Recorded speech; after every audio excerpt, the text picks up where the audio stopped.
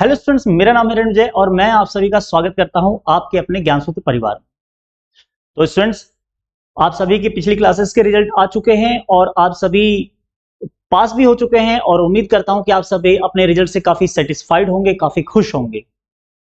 अपनी नई क्लास में आप काफी एनर्जी महसूस कर रहे होंगे और बच्चों, बस आपकी एनर्जी में चार चांद लगाने के लिए ज्ञानसूत्र की कोशिश आप सभी के साथ है और आप उसी कोशिश के साथ ज्ञानसूत्र आप सभी के लिए कक्षा 10वीं के लिए एक नया बैच लेकर आ चुका है।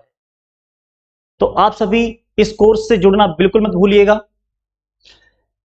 इस कोर्स में हम सबसे पहले चैप्टर नंबर 1 से स्टार्ट करेंगे। तो स्टूडेंट, चैप्टर नंबर 1 है आपका रियल नंबर।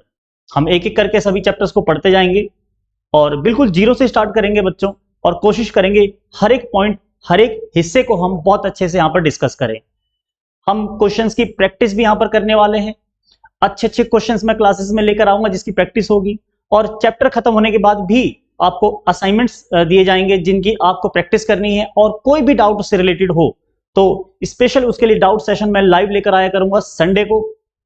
तो उस डाउट सेशन में आप सभी को जरूर जुड़ना है, बिल्कुल भी मत भूलिएगा।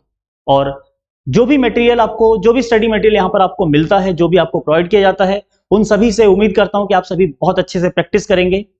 क्योंकि बच्चों, जैसा कि यहाँ पर 8 से 10 साल का जो एक्सपीरियंस है उसको हमने बिल्कुल निचोड़ के आपके लिए ये मटेरियल बनाया है। बहुत अच्छे से क्वेश्चंस को सिलेक्ट किए गए हैं।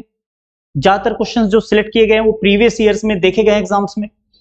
तो एग्जाम्स में देखे गए क्वेश्चंस यहाँ पर आपको बहुत ज्यादा मिलेंगे और साथ ही साथ एनसीईआरटी की पूरी एक्सरसाइज भी आपको अच्छे से सॉल्व करवाई जाएगी। और उम्मीद करूंगा कि आप सभी पूरे लगन और पूरी मेहनत के साथ हमारे साथ प्रैक्टिस करते रहेंगे। तो चलिए आज का सेशन स्टार्ट करते हैं बच्चों। आज का जो चैप्टर है वो है आपका रियल नंबर। रियल नंबर्स हम यहां पर आज पढ़ने वाले हैं। चलिए स्टार्ट करते हैं। तो बच्चों, सबसे पहले हम नंबर्स के बारे में छोटा सा इंट्रोडक्शन यहां पर लेंगे, जो क्लास 9th में भी आपने पढ़ा हुआ है, लेकिन फिर भी उन नंबर्स को एक बार रिविजिट करके थोड़ा सा समझना जरूरी हो जाता है। आइए स्टार्ट करते हैं। सबसे पहले बात करते हैं नेचुरल नंबर्स की। तो ये नेचुरल नंबर्स क्या होते हैं? आपके नेचर में, ये जो हमारा नेचर है, हमारी प्रकृति है, इसमें जितनी भी चीजें, जितनी भी वस्तुएं आपकी उपलब्ध होती हैं, है ना, जो भी आपको दिखता है, जो भी अवेलेबल मिलता है यहाँ पे ओरिजिनली नेचर से, और उन्हें अगर गिनी जा सकती हैं तो उनको गिनने के लिए जो नंबर्स यूज होते हैं उन्हें हम कहते हैं नेचुरल नंबर्स। एक बात इसमें ध्यान दीजिएगा बच्चों कि जो भी चीजें हमें ओरिजिनली नेचर से मिलती है वो या तो 1 होगी या 2 होगी या 3 होगी, वो कभी डेसिमल में नहीं होती। कभी आपने सुना है कि हमें प्रकृति से आधा पेड़ मिला है, हम काट के उसे आधा कर दें अलग बात है, लेकिन प्रकृति से जो चीजें हमें मिलती है वो कैसी होती है? वो पूरी होती हैं। यानी कि 1, 2, 3, 4, यहां शून्य का भी नाम नहीं है, क्योंकि जो प्रकृति में है ही नहीं उसे आप गिनेंगे कैसे? इसके बाद बात करते हैं हम होल नंबर्स की। होल नंबर्स कौन से नंबर्स होते हैं? ध्यान रखिएगा, यहां पर मैं डेफिनेशन बिल्कुल सिंपल आप सभी के लिए लेकर आया हूं, जिसको समझना बहुत ही आसान होगा आप सभी के लिए। यहां पर आप देखेंगे होल नंबर्स क्या है। होल नंबर्स काउंटिंग नंबर्स और जीरो, इनको मिलाकर हम क्या कहते हैं? Whole numbers. यानी कि आप कह सकते हैं कि सभी काउंटिंग नंबर्स, यानी कि सभी नेचुरल नंबर्स जो थे आपके 1, 2, 3, 4, 5, 6, ये सभी के सभी नंबर्स आपके क्या है? होल नंबर्स है। इसके साथ साथ जीरो की बात करें तो जीरो भी क्या है? आपका होल नंबर्स है। तो यहां से आप कह सकते हैं कि all the natural numbers are whole number. हाँ, ये भी कह सकते हैं आप कि सारे होल नंबर्स जो है नेचुरल नंबर्स नहीं होंगे, क्योंकि होल नंबर्स में एक और नंबर आपको मिलता है zero, but zero is not a natural number, है ना। तो हम यहां से कंक्लूजन निकाल सकते हैं कि सारे होल नंबर तो नेचुरल नंबर्स नहीं होते, but all the natural numbers are whole numbers, क्योंकि वो सारे नंबर्स यहां पर भी आपको मिलेंगे, है ना। जैसे एग्जांपल के लिए 0, 1, 2, 3, 4, 5, 6, these are what? Whole numbers. Clear. इसके बाद बात करते हैं इंटीजर्स की। इंटीजर्स क्या होते हैं? इंटीजर्स में बच्चों सभी के सभी होल नंबर्स आ जाते हैं। ध्यान रखिएगा, डेफिनेशन बिल्कुल सिंपल तरीके से आपको समझ में आ रही होगी। All the whole numbers and negative of natural numbers, यानी कि यहां पर सारे होल नंबर्स तो आ ही गए आपके। आप देखेंगे ये रहे होल नंबर्स सारे, यानी कि होल नंबर्स की लिस्ट इधर है आपकी राइट साइड में। उसके बाद आप बात करें इन नंबर्स की, तो ये देखेंगे आप नेगेटिव नंबर्स है। किसके नेगेटिव? ये जो आपने नेचुरल नंबर्स पढ़े 1, 2, 3, 4, इनके नेगेटिव। इसको और इसमें इंक्लूड कर देते हैं टोटल, ये जो सारे नंबर्स आपको दिखते हैं सामने, ये सभी के सभी क्या है? इंटीजर्स है। एक बात ध्यान दीजिएगा, इंटीजर्स में कोई फ्रैक्शनल कंपोनेंट या फ्रैक्शनल पार्ट नहीं होता, साथ ही साथ डेसिमल पार्ट भी नहीं होता, यानी कि कोई डेसिमल कंपोनेंट भी साथ में नहीं होगा। जैसे एग्जांपल के लिए अगर मैं बात करूं 5.6 की, तो इसमें आप देखेंगे एक डेसिमल कंपोनेंट आ गया, ये जो है आपका डेसिमल कंपोनेंट है। बात समझ में आ गई? तो ये आपका इंटीजर में नहीं आएगा, यानी कि इंटीजर्स की लिस्ट में ये नंबर नहीं आएगा। इसके साथ साथ अगर एक और एग्जांपल मैं आपको दूं 2.5, तो आप देखेंगे यहां पर ये जो पार्ट है ये फ्रैक्शन है, ये फ्रैक्शनल कंपोनेंट है, यानी कि ये जो नंबर है पूरा का पूरा, ये नंबर भी आपका इंटीजर्स में नहीं आएगा। तो इंटीजर्स में कैसे नंबर्स आते हैं? इंटीजर्स में वो नंबर्स आते हैं जिसमें कोई डेसिमल ना हो, कोई पार्ट ना हो, वो नंबर पूरा पूरा आपको दिख रहा हो, यानी कि पूरा होल। ठीक है ना? लेकिन साथ साथ इसमें नेगेटिव नंबर भी यूज होंगे, ध्यान रखना। इंटीजर्स और होल नंबर्स में यही डिफरेंस है, अदरवाइज दोनों एक जैसे दिखते हैं देखो, लेकिन नेगेटिव नंबर्स यहां पर एडिशनल नंबर्स। ठीक है, बढ़ते हैं आगे। आगे हैं आपके इंटीजर्स, जो कि आपने पढ़ा अभी कि 0, 1, 2, 3, 4, 5, इसके अलावा -1, -2, -3, ये नंबर्स आपके कौन से हैं? इंटीजर्स है। तो इन इंटीजर्स को 3 कैटेगरी में बेसिकली आप बांट सकते हैं। ये तीनों कैटेगरीज थोड़ा सा ध्यान से समझिएगा, है ना? वैसे तो बहुत आसान, बहुत सिंपल लगेंगी ये सारी चीजें, लेकिन इन शब्दों का यूज बहुत है, तो इनको समझना बहुत जरूरी है ना? क्या होते हैं पॉजिटिव इंटीजर्स? यहां पर बात करें, जो नंबर्स यहां पर पॉजिटिव आपको दिख रहे हैं वो पॉजिटिव इंटीजर्स है, यानी कि 1, 2, 3, 4, 5, ये नंबर क्या है? Positive integers. एक तरह से आपके नेचुरल नंबर्स है, नेचुरल नंबर्स को ही हम पॉजिटिव इंटीजर्स कहते हैं, ध्यान रखिएगा। किसको? नेचुरल नंबर्स को ही हम क्या कहते हैं?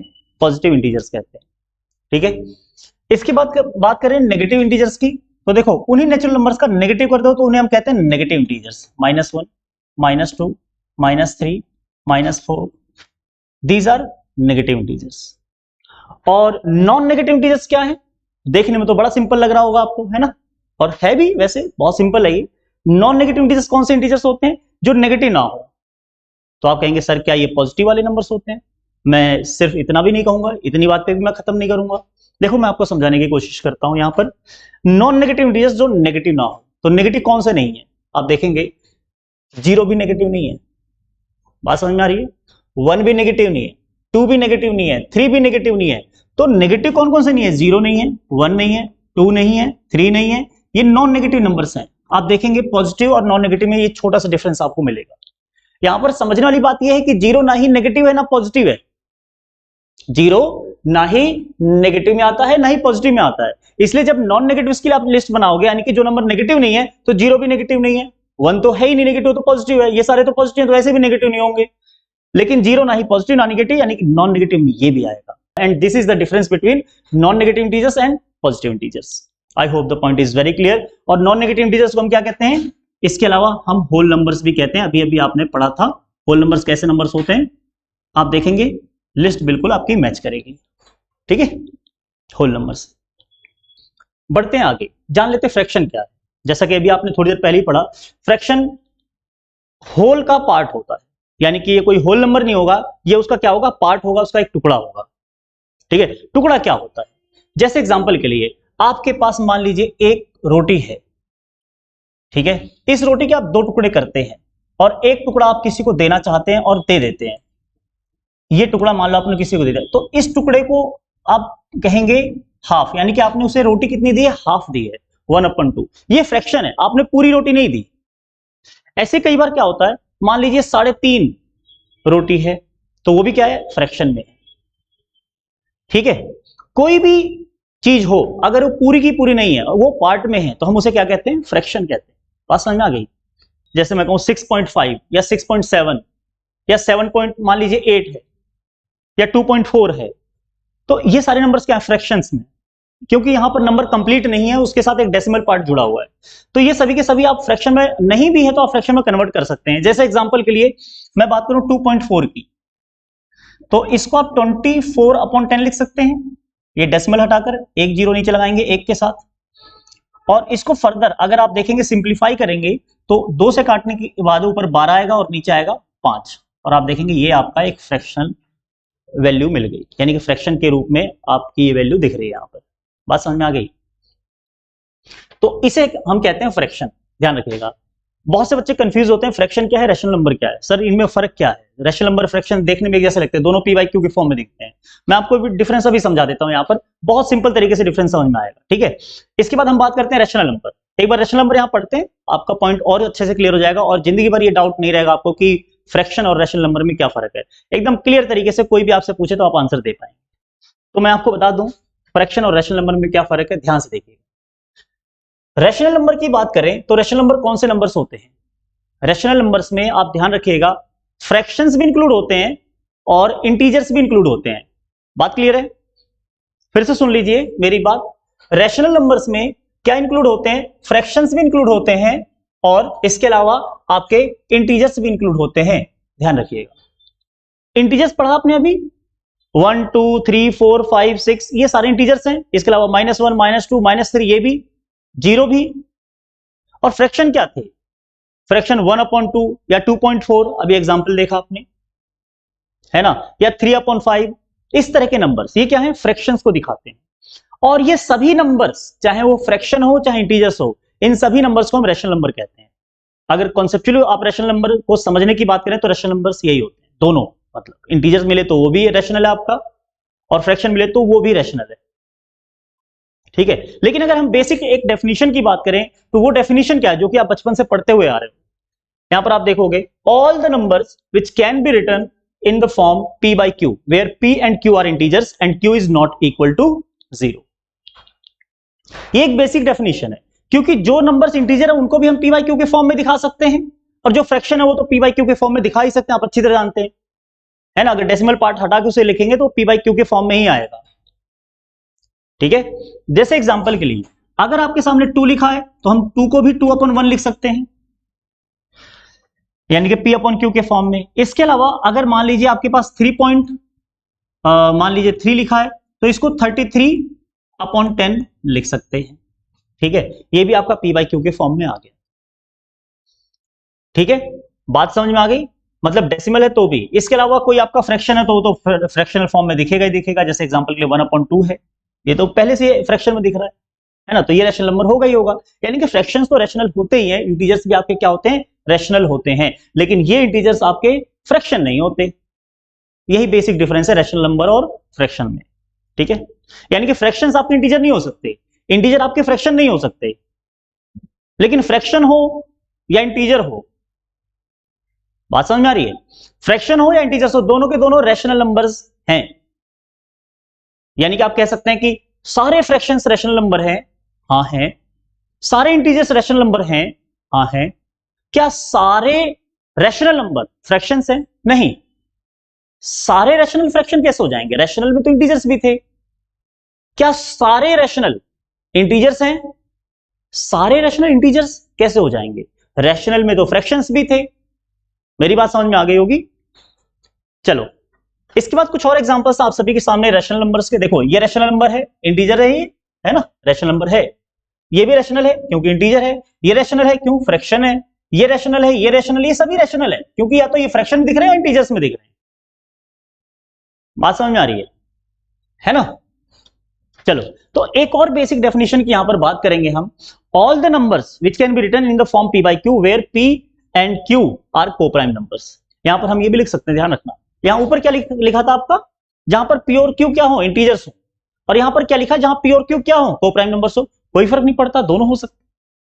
मैं एक एग्जांपल से आपको समझाने की कोशिश करता हूं, यहां पर बिल्कुल ध्यान से समझना, थोड़ा सा ध्यान लगा के सुनना, उसके बाद आपके सारे कॉन्सेप्ट कहां पर आप क्या लिखते हो थ्योरी में, सब कुछ एकदम 100% क्लियर होगा। और जब चीजें क्लियर होती है ना बच्चों, जब कॉन्सेप्ट क्लियर होता है तो बहुत आसान लगती है हमें पढ़ाई, और फिर चीजें समझ में भी जल्दी आती है, हमें ज्यादा याद करने का लोड नहीं लेना पड़ता मैथ में, ठीक है। चलिए तो कॉन्सेप्ट एकदम क्लियर करके चलना है आप सभी को, जो कुछ भी आप यहां पर पढ़ रहे हैं।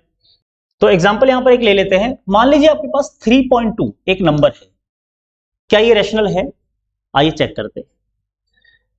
ये रैशनल है क्यों, क्योंकि हम इसे 32/10 लिख सकते हैं, है ना, दशमलव, यानी कि पॉइंट के बाद एक डिजिट है तो यहां पर हम एक के बाद एक जीरो लगा देते हैं, तो हम इसे 32/10 यानी 32/10 लिख सकते हैं। यहां कोई दिक्कत तो नहीं।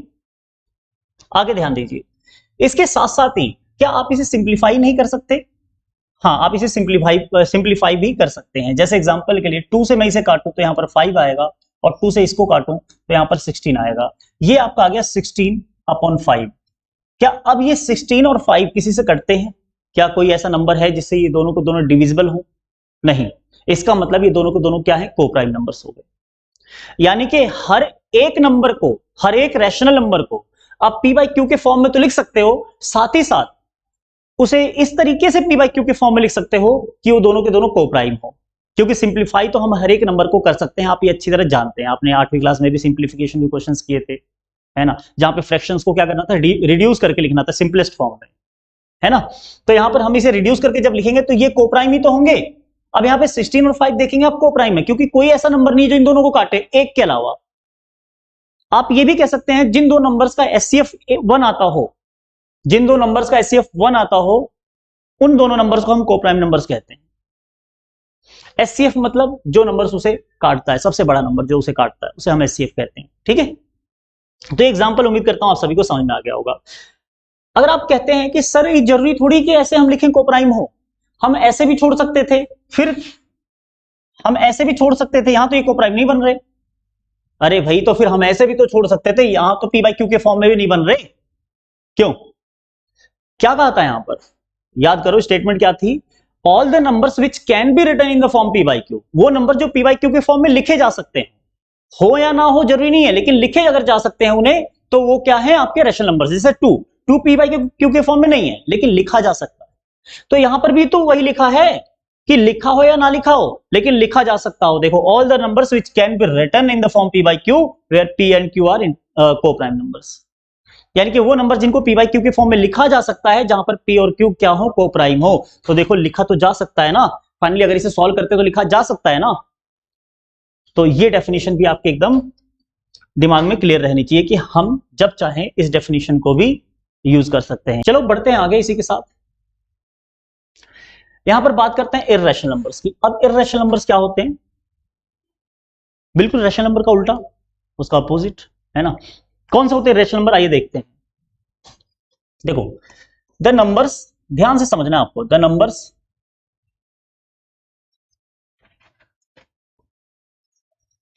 which cannot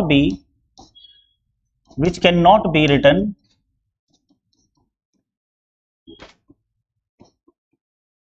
in the form p by q, where p and q are integers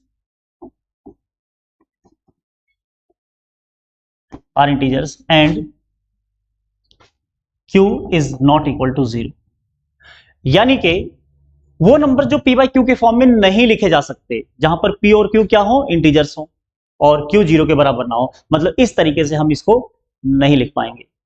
तो ऐसे नंबर्स कौन से नंबर्स होते हैं, याद करिए क्लास 9th में आपने ऐसे बहुत सारे नंबर्स के बारे में पढ़ा था, उनको सिद्ध भी किया था आपने एक तरीके से। √2 ये आपका इर्रेशनल नंबर है, √3 इर्रेशनल नंबर है, √5 इर्रेशनल नंबर है। कैसे सिद्ध किया था, याद है आपको? आपने क्लास 9th में इसको डिवीजन मेथड से सॉल्व करके डेसिमल में इसकी वैल्यू निकालने की कोशिश की थी। जैसे एग्जांपल के लिए √2 की वैल्यू आई थी 1.4142 और इस तरह करके। ऐसे ही √3 की वैल्यू आपको याद होगी लगभग 1.732 और डैश डैश डैश। यहां पे कोई रिपीटिंग पैटर्न नहीं बन रहा था, याद है? इनका जो डेसिमल एक्सपेंशन है इर्रेशनल नंबर्स का, वो नॉन टर्मिनेटिंग होता है और साथ के साथ नॉन रिपीटिंग होता है, यानी कि रिपीट नहीं होते। रैशनल नंबर में क्या पढ़ा था आपने कि डेसिमल या तो टर्मिनेट हो जाएगा, यानी कि नंबर डेसिमल के बाद या तो टर्मिनेट हो जाएगा, या फिर नॉन टर्मिनेटिंग होगा तो वो रिपीटिंग नेचर का होगा, यानी कि रिपीट हो होगा कहीं ना कहीं। जैसे 1.333 और उनको पी बाई क्यू के फॉर्म में आपने रखना भी सीखा था, लेकिन यहां पर आप देखेंगे ये रिपीट नहीं हो रहा, इसलिए इसको पी बाई क्यू के फॉर्म में रखना आपके लिए इंपॉसिबल होगा, पी बाई क्यू के फॉर्म में शो करना आपके लिए बिल्कुल इंपॉसिबल होगा, ठीक है। तो ऐसे नंबर्स आपके इर्रेशनल नंबर्स थे। इसके अलावा मैं बात करूं 7/0, मान लो आपका ये नंबर है एक, तो 7/0 किस तरह का नंबर होगा, क्या ये रैशनल है या इर्रेशनल? आप देखेंगे पी बाई क्यू के फॉर्म में है, लेकिन फिर भी रैशनल है, क्योंकि यहां साफ साफ कहा गया था पी अपॉन क्यू के फॉर्म में जब हो तो क्यू यानी कि नीचे वाला पार्ट 0 नहीं होना चाहिए, यहां पर ये 0 है, तो ये भी आपका इर्रेशनल नंबर हो गया, ठीक है। इसके अलावा मैं बात करूं पाई की, तो पाई भी बच्चों आपका क्या है, एक इर्रेशनल नंबर है। जनरली आप पाई की वैल्यू रखोगे 22/7, क्या रखोगे, 22/7, लेकिन मैं आपको बता दूं एग्जैक्टली पाई का मान 22/7 नहीं है। पाई जो है 22/7 के बहुत नजदीक होता है, यानी कि पाई का जो मान है वो इस रैशनल नंबर के काफी नजदीक होता है 22/7 के। इसके अलावा और भी नंबर्स हैं जो 22/7 से भी एक्यूरेट और ज्यादा एक्यूरेट वैल्यू देते हैं पाई की, लेकिन हम लगभग में 22/7 को सबसे ज्यादा यूज करते हैं। इसके अलावा हम लगभग में इसकी वैल्यू को 3.14 भी लिखते हैं, लेकिन सच तो यह है कि 22/7 खुद 3.14 के बराबर नहीं है एग्जैक्ट अगर बात करूं तो। दोनों ही क्या है, दोनों ही रैशनल नंबर है और दोनों ही क्या है, पाई के लगभग लगभग मान के बराबर है। ध्यान रखिएगा, पाई इर्रेशनल नंबर है और इर्रेशनल कभी रैशनल के बराबर नहीं हो सकता, क्योंकि आपकी जो नंबर लाइन होती है ना, उस पे हर एक पॉइंट आपका डिफरेंट नंबर को रिप्रेजेंट करता है, जिसकी वजह से कोई भी दो नंबर आपस में बराबर नहीं हो सकते। यानी कि एक रैशनल के बराबर तो बिल्कुल नहीं हो सकता। तो चलिए आगे बढ़ते हैं इसी के साथ। ये था आपका इर्रेशनल नंबर। अब बात करते हैं रियल नंबर्स क्या होते हैं। ये है मेन मुद्दा, आपका जो चैप्टर का नाम है वो भी रियल नंबर है। तो रियल नंबर्स होते क्या है, ध्यान रखिएगा। रियल नंबर्स, यहां पर दो तरीके के नंबर्स आपको मिलते हैं और वही दोनों नंबर रियल नंबर्स कहलाते हैं। कौन से? एक रैशनल, जो अभी आपने पढ़ा, रैशनल नंबर्स, और एक इर्रेशनल नंबर्स जो अभी आपने पढ़ा।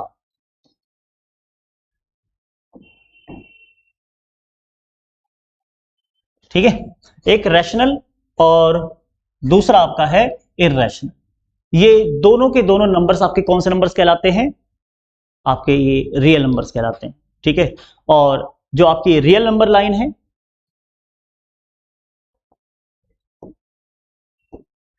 आपकी रियल नंबर लाइन कुछ ऐसी होती है, ध्यान रखिएगा। इस रियल नंबर लाइन पे हम सभी के सभी रियल नंबर को दिखा सकते हैं। यहां पे हम रैशनल नंबर्स को भी दिखाते हैं और इरेशनल को भी, इसलिए हम इसको बोलते हैं रियल नंबर लाइन।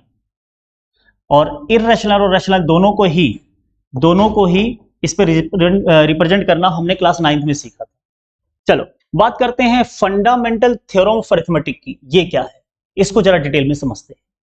आप पहले भी पढ़ चुके हैं कि कोई भी नेचुरल नंबर हो, कोई भी नेचुरल नंबर, उसे हम फैक्टराइज कर सकते हैं। पता है ना आपको, क्लास 8th में 9th में आपने फैक्टराइजेशन सीखा हुआ है।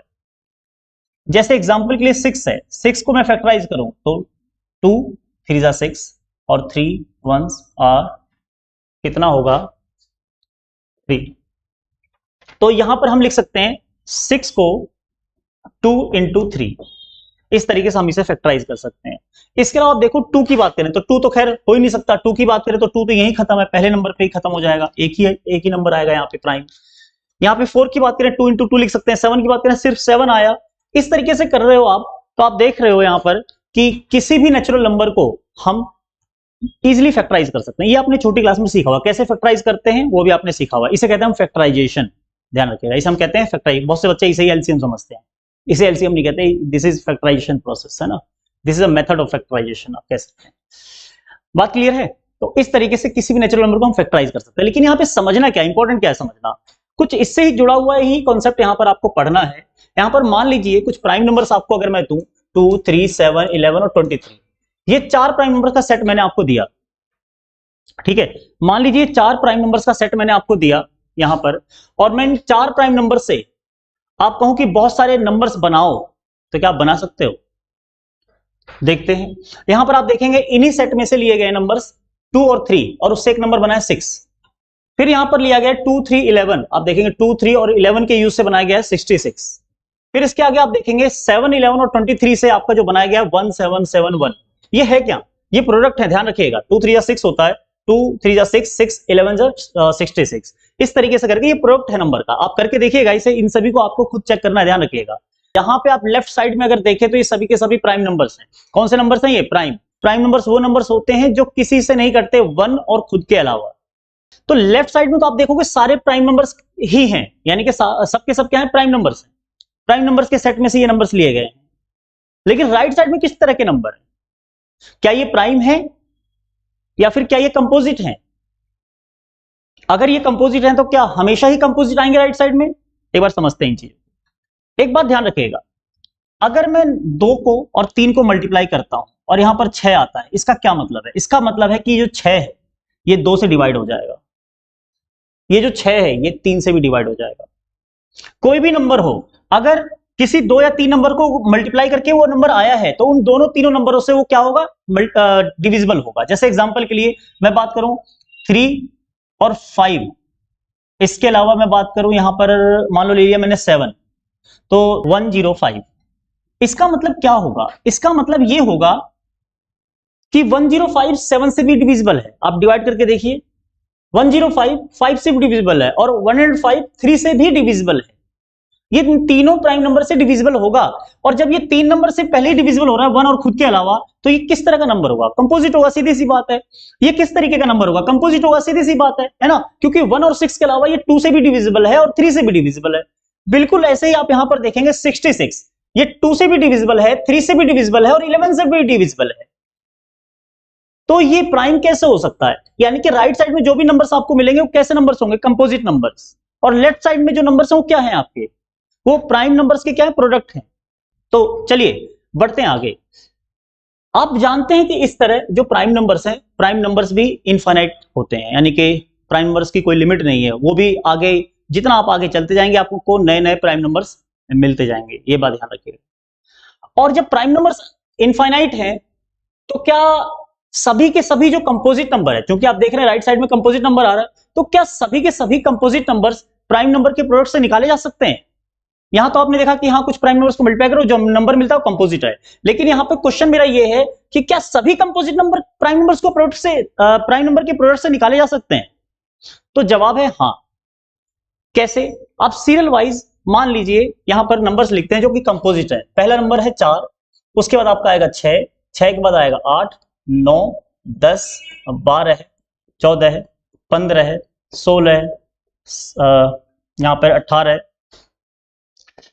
इसके अलावा 19 तो नहीं है, इसके बाद आएगा 20 आपका, ठीक है। तो ये नंबर्स आपके कौन से नंबर्स हैं, ये हैं आपके कंपोजिट नंबर। कंपोजिट नंबर का मतलब है जाहिर सी बात है ये किसी ना किसी नंबर से कटते होंगे, 1 और 2 के अलावा, 1 और खुद के अलावा, है ना, 1 और खुद के अलावा ये नंबर्स किसी ना किसी से कटते होंगे। तो जिससे भी कटते होंगे उससे काट दो। मान लो ये नंबर 2 से कट रहा है यहाँ पे, तो 2 से काटो, इनटू में क्या बचा, यहाँ पे 2 बचा, है ना। तो आप देखोगे 2 से कटा, अब अगला नंबर या तो किसी से कटेगा या नहीं कटेगा, अगर नहीं कटा तो वो क्या होगा, प्राइम, और कटेगा तो उसे फिर से काट सकते हो। यानी कि फाइनली एक एक करके काटते काटते काटते लास्टली सारे के सारे प्राइम नंबर ही मिलेंगे। जैसे एग्जांपल के लिए 6 की बात करें, 6 2 से कट रहा है तो 2 से काट दो, तो 2 यहां पे कुछ ना कुछ लिखोगे, 3 आ गया, तो 3 या तो प्राइम होगा या कंपोजिट। अगर प्राइम है तो छोड़ दो, कंपोजिट है तो फिर उसको भी काट सकते हो और पार्ट बन सकते हैं उसके। ऐसे एग्जांपल के लिए 8 की बात करूं तो 8 को 2 से काटोगे तो 2 इंटू 4 आया, पहला प्राइम हो गया, दूसरा या तो प्राइम होगा या कंपोजिट। प्राइम होता तो हम छोड़ देते, लेकिन ये प्राइम नहीं है, ये अभी फिर से कटेगा, किससे, 2 से, तो 2 इंटू, इसे 2 इंटू 2 हम लिख सकते हैं 4। आप देखेंगे अब आगे ये कट रहा है, नहीं तो छोड़ दो, लेकिन नहीं कट रहा है इसका मतलब क्या है, प्राइम। इसका मतलब क्या है, ये ना कटने का मतलब ये प्राइम नंबर हो गया, है ना। ये भी प्राइम और ये भी प्राइम, तीनों ही प्राइम हो गए, ठीक है। तो इससे एक बात तो क्लियर होती है कि कोई भी नंबर हो, है ना, आपका कोई भी नंबर हो, कोई भी कंपोजिट नंबर हो, उसको फैक्टराइज करके आप प्राइम नंबर्स के प्रोडक्ट के फॉर्म में दिखा सकते हो। और जिन प्राइम नंबर के प्रोडक्ट के फॉर्म में दिखाओगे वो इसके प्राइम फैक्टर ही होंगे। जैसे 8 का प्राइम फैक्टर होता है 2, तो 2 के प्रोडक्ट से ही 8 आ जाएगा। देख 6 के प्राइम फैक्टर में 2 भी आता है, 3 भी आता है, तो 2 और 3 को ही यूज करके 6 लाया जा सकता है। आप देख सकते हैं कंक्लूजन क्या निकलता है इससे कंक्लूजन ये निकलता है कि किसी भी कंपोजिट नंबर को हम प्राइम नंबर्स के प्रोडक्ट के फॉर्म में रिप्रेजेंट कर सकते हैं। जैसे एग्जांपल के लिए यहां पर मैं बात करूं 42 को फैक्टराइज कीजिए, तो 42 को फैक्टराइज करके देख लेते हैं क्या होता है। यहां पे 2 से इसे काटेंगे, 2 2 4 1, 3 से काटेंगे 3 7, यहां पे आप 7 से काटेंगे, यहां पर 1 आ गया। इसका क्या मतलब है, इसका मतलब है कि 42 को हम क्या लिख सकते हैं, 2 इंटू 3 इंटू 7, है ना। और आप देखेंगे तीनों के तीनों प्राइम नंबर है, तो इसका मतलब ये निकलता है कि 42 को प्राइम नंबर के प्रोडक्ट के फॉर्म में रिप्रेजेंट कर सकते हैं। यानी कि हम ये कह सकते हैं कि कुछ प्राइम नंबर्स को प्रोडक्ट करके ही, प्राइम नंबर्स का प्रोडक्ट लेकर ही 42 आया है, ये कह सकते हैं हम। इसके अलावा एक और नंबर है आपके पास 77, तो 77 को अगर मैं फैक्टराइज करूं तो आपको क्या मिलेगा, जरा निकाल के देखो। 77 आप देखेंगे 7 से कटेगा, 7 1 7, 7 1 7 11, यहाँ पे देखो आप देखेंगे कि 77 को आप क्या लिख सकते हैं 7 इंटू 11, ठीक है 7 इंटू 11, सिंपल। तो यहां भी आप देखेंगे ये दोनों नंबर्स क्या है प्राइम, ये भी प्राइम और ये भी प्राइम, ठीक है ये दोनों ही नंबर प्राइम। अगर मैं 32,760 को फैक्टराइज करने के लिए आपसे कहूं तो बहुत सिंपल है, ध्यान रखिएगा यहां पे क्वेश्चन को देख के बिल्कुल नहीं डरना, ये ना हो कि थोड़ा सा बड़ा क्वेश्चन देखा नहीं कि डर गए और उसे छोड़ दिया या दिक्कत आ गई कुछ, है ना। देखिए सबसे पहले आप देख रहे हैं ये इवन नंबर है तो 2 से कट जाएगा, 2 1 2 1 2 2 6 12, ठीक है। इसके बाद 2 3 6 1 6 2 8 16, यहाँ पर 0, फिर 2 से काटो इसे, 2 से कट जाएगा तो 2 8 16, यहाँ पे 1 पे जाएगा, 1 8 9 पे जाएगा 0, फिर 2 से कटेगा क्योंकि अभी भी इवन नंबर है तो 2 से काटते जाओ जब तक कटता है, 2 4 8, उसके बाद यहाँ पर नहीं आएगा ये तो 0 लगाते हैं यहाँ पे, फिर 19 2 9 18 1 0 2 5 10, फिर यहाँ पर 2 से तो कटता मुझे नहीं दिख रहा, और 9 5 14 14 4 18 यानी कि 3 से कट जाएगा, 3 से काटते हैं इसे, 3 1 3 और 1 0 3 3 9 1 9 3 6 18 1 5 3 5 15। अब उसके बाद अभी भी 3 से कट सकता है, चेक कर लेते हैं, 11 11 3 कितना होता है, 11 3 4 15, अभी भी 3 से कट जाएगा ये, 3 4 12 1 6 3 5 15 1 5 3 5 15, और अब ये किससे कटेगा 5 5 10 10 14, अभी 3 से नहीं कट रहा है ये तो 5 से काटते हैं, 5 से काटेंगे तो 5 9 45 और 5 1 5, उसके बाद 7 से काटेंगे तो आप देखेंगे 13, इसका तो आपको टेबल आती होगी, और ये फैक्टराइजेशन इसका हो गया। तो आप देखेंगे कि 32760, पहले तो ये कंपोजिट नंबर है, क्यों ये कई सारे नंबर से कट सकता है, 2 से कट रहा है कंपोजिट है, सीधी सी बात है। इसको हम कैसे दिखा सकते हैं, हम दिखा सकते हैं कि 2 2 2 को 3 बार और 3 को 2 बार और फिर उसके बाद 5 7 और इंटू 13 करके ये नंबर आया है, यानी हम दिखा सकते हैं इन सभी नंबर्स का प्रोडक्ट 32,760 है, ठीक है। तो यहां तक तो किसी तरह की दिक्कत नहीं, किसी तरह की दिक्कत हो तो आप कमेंट करके जरूर बताएंगे, ठीक है। तो बढ़ते हैं थ्योरम की तरफ। थ्योरम आपका क्या कहता है कि every composite number can be expressed या factorised as a product of primes and this factorisation is unique apart from the order in which the prime factors occur. सभी कंपोजिट नंबर्स को हम क्या कर सकते हैं, उसके प्राइम फैक्टर्स जो है उनके प्रोडक्ट के फॉर्म में दिखा सकते हैं, और ये प्राइम फैक्टर्स क्या होंगे, यूनिक होंगे, उनके ऑर्डर पे मत जाइएगा, इसने साफ साफ कहा है कि apart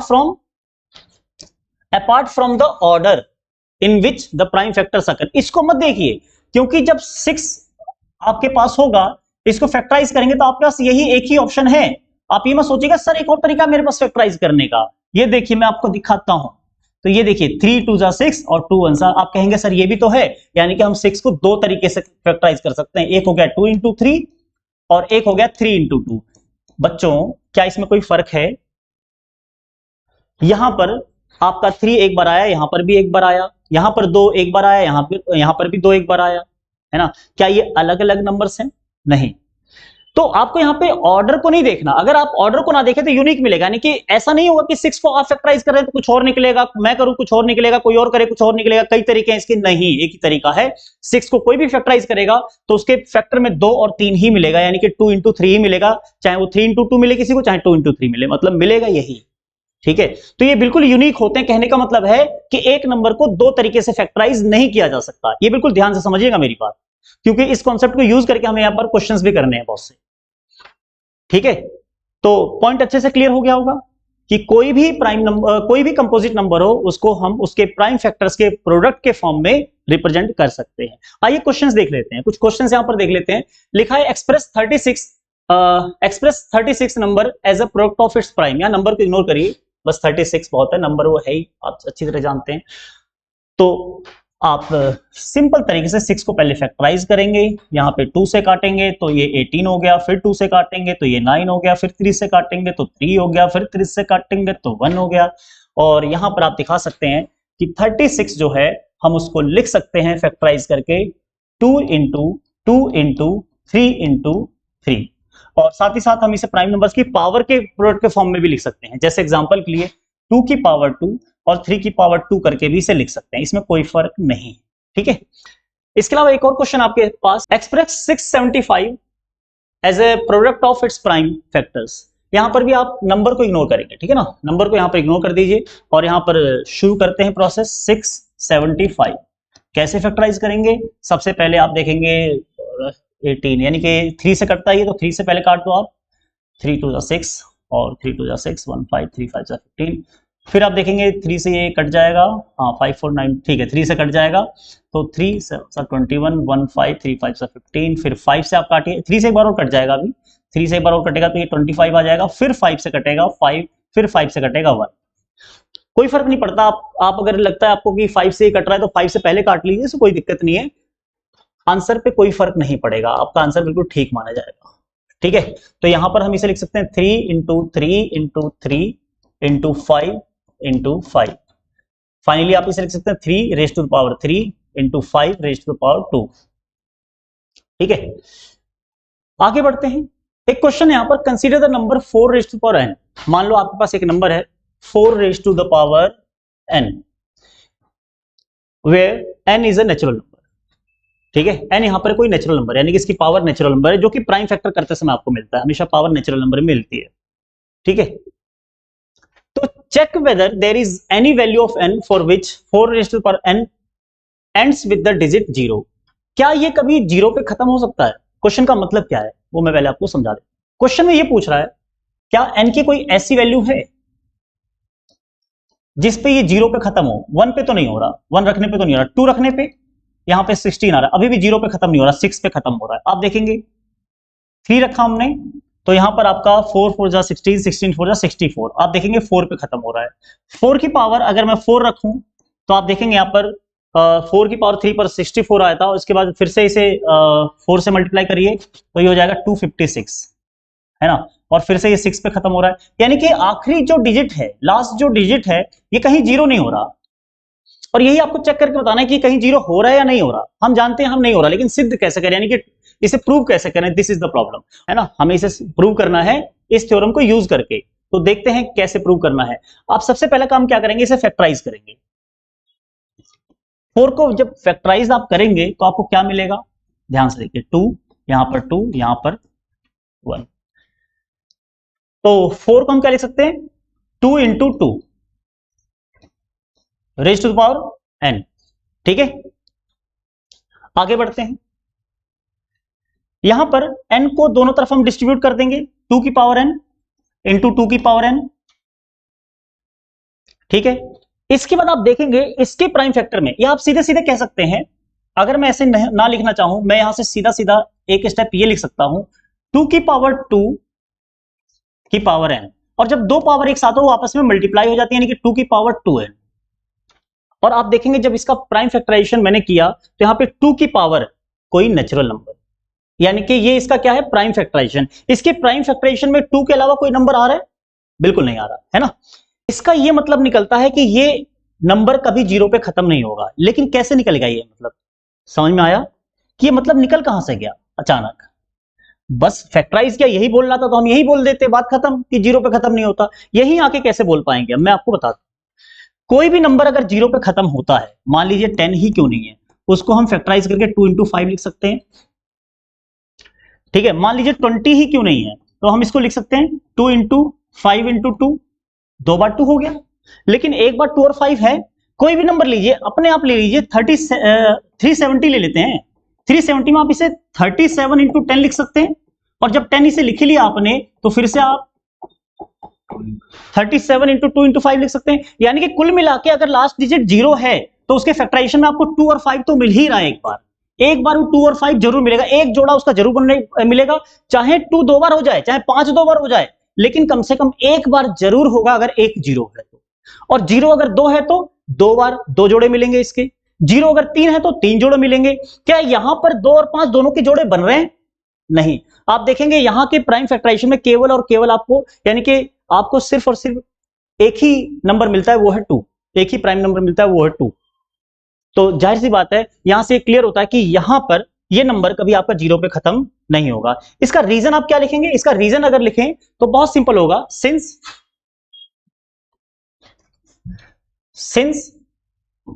in the prime factorisation of 4 raised to power n, 5 is not one of the factors। 5 उन फैक्टर्स में से एक नहीं है, क्योंकि 0 होने के लिए 5 भी उसका फैक्टर होना चाहिए और 2 भी होना चाहिए। 2 तो है तो 2 की बात ही नहीं करेंगे, लेकिन 5 नहीं है तो हम 5 के लिए लिख देते हैं कि 5 is not one of the factors of 4 raised to power n।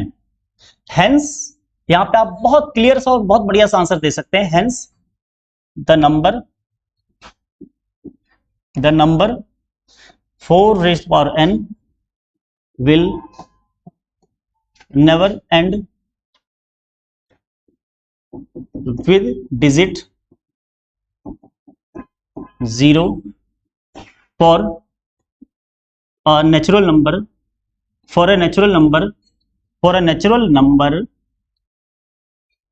n। Clear? और एकदम बढ़िया सा आंसर आप लिख पाओगे, एकदम क्लियरिटी से यहां पर आंसर मिलेगा और बिल्कुल एग्जामिनर खुश होकर आपको पूरे के पूरे नंबर देगा। और ध्यान रखना बच्चों, हम यहाँ पे जो भी पढ़ाई कर रहे हैं पूरे नंबर के लिए कर रहे हैं, है ना, सिर्फ पास होने के लिए नहीं।